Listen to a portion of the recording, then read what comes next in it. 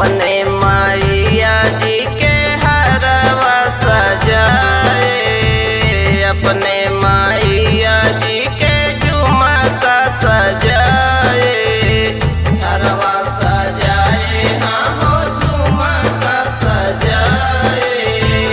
सुतल माई के पैराई कैसे हाँ हो, सुतल माई के पैराई कैसे, बिना दर्शन किए घर जाई कैसे, बिना दर्शन किए घर जाई कैसे।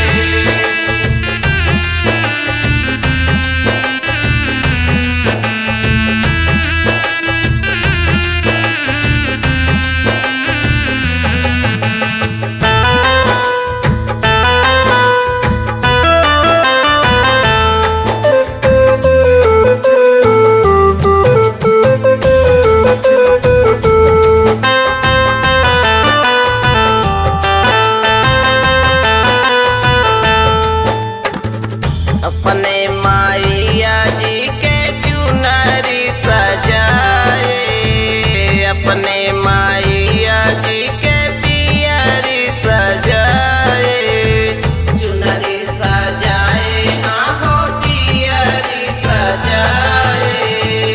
सुतल माई के पैराई कैसे हाँ हो, सुतल माई के पैराई कैसे, बिना दर्शन किए घर जाई कैसे, बिना दर्शन किए घर जाई कैसे।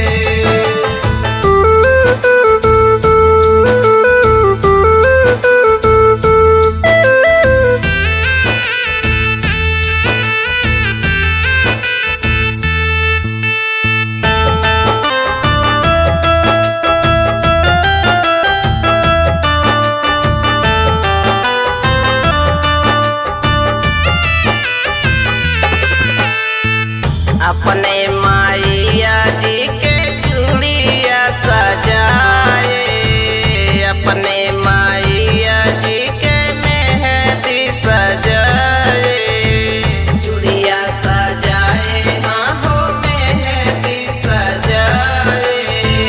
सुतल माई के लगाई कैसे हाँ हो, सुतल माई के लगाई कैसे, बिना दर्शन किए घर जाई कैसे, बिना दर्शन किए घर जाई कैसे।